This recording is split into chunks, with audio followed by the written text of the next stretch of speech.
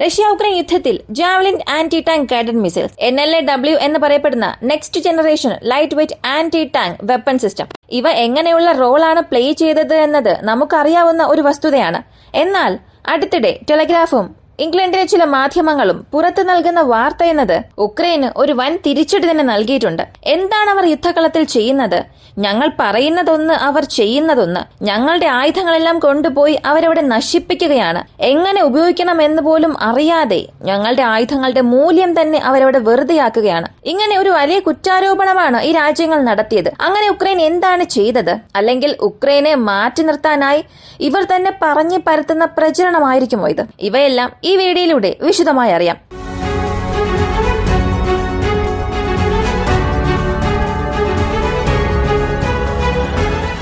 ഉക്രൈന്റെ 32nd mechanics brigade NATO സ്റ്റാൻഡേർഡിലുള്ള ഒരു brigade, വളരെയധികം പ്രശംസിച്ച ഒരു യൂണിറ്റ്. ഇപ്പൊ ഈ യൂണിറ്റിലെ ചില സൈനികരും ഈ NLAW സിസ്റ്റത്തെ കുറിച്ച് പുറത്തുവന്ന വാർത്തകളും ഒരു വലിയ ഞെട്ടലാണ് ഉക്രൈൻ നൽകിയിരിക്കുന്നത്. ഉക്രൈന് മാത്രമല്ല, യൂറോപ്യൻ ഭൂഖണ്ഡത്തിൽ മുഴുവനും അത് വ്യാപിച്ചിട്ടുണ്ട്. ഇതിന് രണ്ട് പക്ഷത്തു നിന്നും ഞാനല്ല ചെയ്തത്, നീയാണ് തെറ്റ് ചെയ്തത്, ഇങ്ങനെ മാറി മാറി രണ്ടുപേരും കുറ്റം ചുമത്തിക്കൊണ്ടിരിക്കുന്നു. മാത്രമല്ല കൂടെ മറ്റു രാജ്യങ്ങളെയും ഈ പ്രശ്നത്തിനുള്ളിലേക്ക് വലിച്ചിടുകയാണ്. ഇതിന് പ്രധാനപ്പെട്ട കാരണം എന്താണെന്ന് അറിയണ്ടേ? ഇപ്പൊ വന്നിരിക്കുന്ന ഒരു അറിയിപ്പാണ്.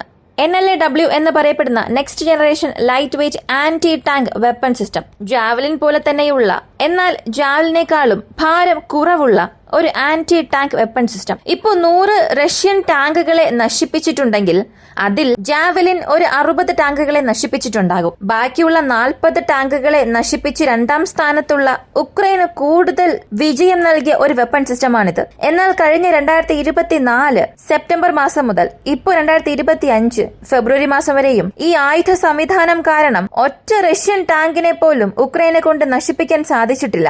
എന്നാൽ ഇതിന് അവർ ചിലവാക്കിയിരിക്കുന്ന റൗണ്ട്സ്, എത്ര മിസൈൽസ് അവർ ഉപയോഗിച്ചുവെന്ന് നോക്കിയാൽ 800-ലധികം മിസൈൽസ് ആണ് ഇതിനു വേണ്ടി മാത്രം അവർ ചിലവാക്കിയിരിക്കുന്നത്. എന്തുകൊണ്ട് ഈ ടാങ്കുകളെ അവരെ കൊണ്ട് നശിപ്പിക്കാൻ സാധിച്ചില്ല? അങ്ങനെയാണെങ്കിൽ ആ ടാങ്കുകൾ അത്രത്തോളം എഫക്റ്റീവ് ആണോ? അല്ലെങ്കിൽ ഈ വെപ്പൺസ് ഇവരെ കൊണ്ട് ശരിയായി ഉപയോഗിക്കാൻ സാധിക്കാത്തതാണോ?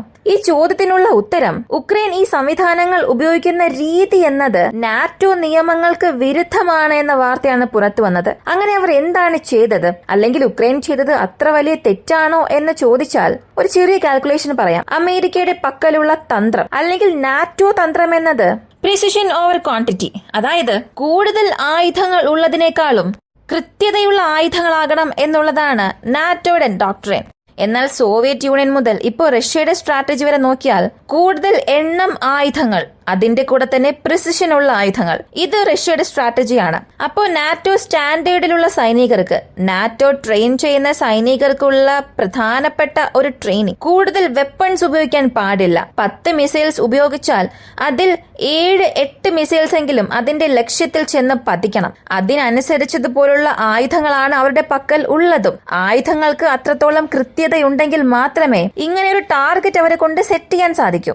ഏതെങ്കിലും ഒരു ആയുധത്തെ കൊടുത്തുകൊണ്ട് ഇത് കൃത്യതയുള്ളതായിരിക്കണം എന്നൊരിക്കലും നാറ്റോ പറയില്ല. അവർ പറയുന്നത് പോലെ തന്നെ ചെയ്തിരിക്കും. നാറ്റോ സ്റ്റാൻഡേർഡിലുള്ള ഒരു ആയുധത്തെ നശിപ്പിക്കുക എന്നുള്ളതും അത്രത്തോളം സാധാരണ ഒരു കാര്യം അല്ല. അതേസമയം റഷ്യയുടെ വെപ്പൺ സിസ്റ്റം എടുക്കുകയാണെങ്കിൽ അതിൽ ചില പോരായ്മകൾ ഉണ്ടെങ്കിലും, റഷ്യയുടെ മിസൈൽസിന് ചില പ്രശ്നങ്ങൾ ഉണ്ടെങ്കിലും, അങ്ങനെ പ്രശ്നങ്ങളൊന്നും വരാത്ത രീതിയിലായിരിക്കും നാറ്റോ അവരുടെ ആയുധങ്ങളെ നിർമ്മിക്കുക. വീണ്ടും വീണ്ടും അത് അപ്ഗ്രേഡ് ചെയ്തുകൊണ്ടിരിക്കും. ഇത് റഷ്യക്ക് ഒരു പ്രശ്നമാണ്. നാറ്റോയുമായി കമ്പയർ ചെയ്യുമ്പോൾ റഷ്യയുടെ ആയുധങ്ങൾ എന്നത് കൂടുതൽ അപ്ഗ്രേഡിലേക്ക് കൊണ്ടുപോയിട്ടില്ല.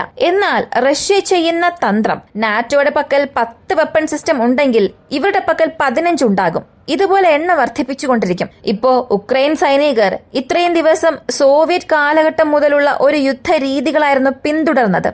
അവരെ പെട്ടെന്ന് കൊണ്ടുപോയി നാറ്റോയിൽ ട്രെയിനിങ് കൊടുക്കുന്നു. അപ്പോ അവിടെയും ഒരുപാട് പ്രശ്നമുണ്ടാകും. ഒരുപക്ഷെ ഇനി അവിടെ പ്രശ്നങ്ങളൊന്നും ഉണ്ടായില്ല. നാറ്റോയിൽ വെച്ച് ട്രെയിനിങ് നൽകി അവസാനിപ്പിച്ചിട്ട് നേരെ അവരെ ഉക്രൈനിലേക്ക് കൊണ്ടുവരുമ്പോൾ ഉക്രൈനിൽ അവർക്ക് പല പ്രശ്നങ്ങൾ ഉണ്ടാകും. ഇപ്പോൾ ഇതെങ്ങനെ ഒരു തീപ്പൊരിയാണ് സൃഷ്ടിച്ചത് എന്ന് ചോദിച്ചാൽ, ഉക്രൈൻ സൈനികർ എന്തിന് ഞങ്ങൾ ഫോറിൻ ഇൻസ്ട്രക്ടർ പറയുന്ന കാര്യങ്ങളെല്ലാം അനുസരിക്കണം, എന്തിന് ഞങ്ങൾ അവർ നൽകുന്ന അസിസ്റ്റൻസ് കേൾക്കണം എന്ന ഒരു നിലപാടിലേക്ക് എത്തിയിട്ടുണ്ട്. ഒരു വായ്പോരെന്ന നിലയിലേക്ക് ഈ പ്രശ്നങ്ങളെല്ലാം എത്തിയിട്ടുണ്ട്. ഇങ്ങനെ ട്രെയിനിങ് കൊടുക്കുന്ന വ്യക്തികളുമായി തന്നെ ഇവർക്ക് പ്രശ്നങ്ങൾ ഉണ്ടാകുന്നുണ്ട്. ഇതിന്റെ ഫലം എന്താണെന്ന് ചോദിച്ചാൽ 800 മിസൈൽസ് അയച്ചിട്ട് കൂടിയും ഒരു റഷ്യൻ ടാങ്കിനെ പോലും വീഴ്ത്താൻ സാധിച്ചില്ല എന്നുള്ളതാണ്. ഇവർ നശിപ്പിക്കാൻ ആഗ്രഹിക്കുന്ന ടാങ്കിന്റെ വില $1000 ആയിരിക്കും. എന്നാൽ എതിർദിശയിലുള്ള ഈ NLAW റോക്കറ്റിന്റെ വില, അതും സിംഗിൾ യൂസ് റോക്കറ്റ് ആണ്, അതിന്റെ വില $20,000 ആണ്. ഒരു ടാങ്കിനെതിരെ 2-3 ഉപയോഗിക്കാൻ പാടില്ല എന്നുള്ളത് നാറ്റോയുടെ ഒരു നിയമമാണ്, അതും ക്ലോസസ്റ്റ് ബാറ്റിലിൽ. കാരണം ഇതിൽ 2 ഫയർ ചെയ്താൽ മാത്രം മതി ഒരു ടാങ്കിനെ നശിപ്പിക്കാൻ കഴിയും എന്നുള്ളതാണ് നാറ്റോയുടെ വിശ്വാസം. കാരണം ജാവലിനെക്കാട്ടിലും ഇത് ഒരുപാട് അപ്ഗ്രേഡിന് ഇരയായതാണ്. ഇത് ഒരുപാട് അപ്ഗ്രേഡ് ചെയ്യപ്പെട്ടതാണ്. പ്രധാനപ്പെട്ട ഒരു അപ്ഗ്രേഡ്, ഇത് ടാങ്കിന് അടുത്തേക്ക് പോകുമ്പോൾ അതിന്റെ ആക്റ്റീവ് പ്രൊട്ടക്ഷൻ സിസ്റ്റം വർക്ക് ആയാലും ഇല്ലെങ്കിലും, അല്ലെങ്കിൽ അതിന്റെ ടെററ്റിന് മുകളിൽ പറക്കുമ്പോഴായാലും അത് ഓട്ടോമാറ്റിക്കായി ആ ടാങ്കിന് അടുത്ത് പോയാൽ തന്നെ ഈ വെപ്പൺ സിസ്റ്റം എക്സ്പ്ലോർ ആകും. ജാവലിനൊക്കെ സാധാരണ അത് നേരിട്ട് വന്ന് പതിച്ചാണ് പൊട്ടിത്തെറിക്കുക. എന്നാൽ ഇത് ഓട്ടോമാറ്റിക്കായി ആ ടാങ്കിന് അടുത്ത് പോയാൽ തന്നെ ഈ വെപ്പൺ സിസ്റ്റം എക്സ്പ്ലോർ ആകും. ജാവലിൻ അതിൽ നേരിട്ട് വന്ന് പതിച്ച് പൊട്ടിത്തെറിക്കും. എന്നാൽ ഇത് ഈ ടാങ്കിന്റെ മൂവ്മെന്റ്സിനെയും ടാങ്കിന്റെ ടോപ്പിനെ ഡാമേജ് ചെയ്യാനും അതിന്റെ ക്ലോസസ്റ്റ് ഡിസ്റ്റൻസിൽ വന്നയുടൻ പൊട്ടിത്തെറിക്കും. അപ്പോ ജാവലിനെക്കാട്ടിലും ഇതിനെ കൂടുതൽ എഫക്റ്റീവായി ഉക്രൈൻ ഉപയോഗിച്ചിരിക്കാമായിരുന്നു. എന്നാൽ ഇവർ സോവിയറ്റ് കാല യുദ്ധരീതികൾ ഇവിടെ ഉപയോഗിച്ചതുകൊണ്ട് ഇവിടെയും പല പ്രശ്നങ്ങൾ ഉണ്ടാവുകയും കൂടുതൽ ചിലവുകൾ അവർക്ക് തന്നെ സംഭവിച്ചു. ഇതിനെക്കുറിച്ചുള്ള മുഴുവൻ റിപ്പോർട്ട്സും നാറ്റോ ചോദിച്ചിട്ടുണ്ട്. അതിനുള്ള ഉത്തരം നൽകുമ്പോഴാണ് ഈ കാര്യങ്ങളെല്ലാം പുറത്തു വന്നത്. ഒരു ടാങ്കിനെതിരെ ശരാശരി 8-9 മിസൈൽസ് വരെ അയച്ചിട്ടുണ്ട്. അങ്ങനെ അയച്ചതുപോലും എഫക്റ്റീവായി അല്ല പോയത്, ശരിയായ കോർഡിനേറ്റ്സ് നൽകാതെ പോയിട്ടുണ്ട്.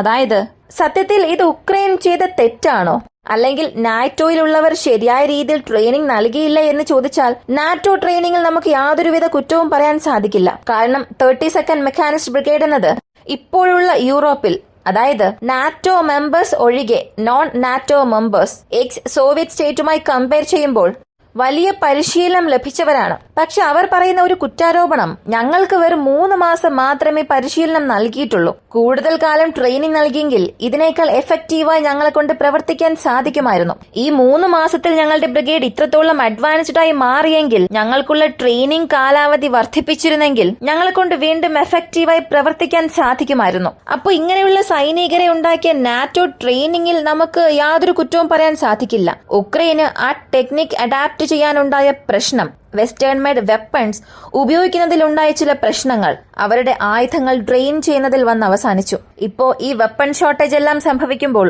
ഓരോ വെപ്പൺസിനും ഓരോ മിസൈൽസിനും കണക്കെഴുതിക്കൊണ്ടിരിക്കുകയാണ്. ഇതിനകം തന്നെ 100 ബില്യൺ നൽകിയിട്ട് അതിന് 500 ബില്യൺ എന്ന കണക്ക് എഴുതിയിട്ടുണ്ട്. ഇനി ഇതുപോലെ ഉക്രൈൻ ചെയ്തുകൊണ്ടിരിക്കുകയാണെങ്കിൽ വീണ്ടും ഒരു 500 ബില്യൺ ചോദിച്ചാൽ അതിൽ ആശ്ചര്യപ്പെടാൻ ഒന്നുമില്ല. അപ്പൊ ഈ നടക്കുന്ന കാര്യങ്ങളെല്ലാം ഒരേ ഒരു കാര്യമാണ് വീണ്ടും വീണ്ടും നമ്മെ ഓർമ്മപ്പെടുത്തുന്നത്. നമ്മുടെ യുദ്ധരീതികൾ, നമ്മുടെ ടെക്നോളജി എന്നത് കറന്റ് ജനറേഷൻ അനുസരിച്ച് ഉള്ളതുപോലെ ആയിരിക്കണം. അത് ഇന്ത്യ ആയാലും മറ്റേത് രാജ്യമായാലും നമ്മുടെ ജനറേഷൻ അനുസരിച്ചതുപോലെ നമ്മുടെ തന്ത്രങ്ങൾ മാറണം. അങ്ങനെ ടാക്ടിക്സ് മാറിയില്ല എങ്കിൽ അത് എത്രത്തോളമുള്ള അനന്തരഫലങ്ങൾ ഓൺഗോയിങ് വാറിൽ ഉണ്ടാക്കുമെന്ന് നമുക്ക് തന്നെ ഇവിടെ വ്യക്തമായി കാണാൻ സാധിക്കും. ഈ ഒരു വീഡിയോ കുറിച്ചുള്ള നിങ്ങളുടെ അഭിപ്രായം കമന്റിൽ പറയുക. ഇങ്ങനെയുള്ള വീഡിയോസ് കാണാൻ താല്പര്യമുള്ളവരാണ് നിങ്ങളെങ്കിൽ ഇപ്പോൾ തന്നെ നമ്മുടെ ചാനൽ സബ്സ്ക്രൈബ് ചെയ്യുക. മറ്റൊരു വീഡിയോയുമായി വീണ്ടും കാണാം.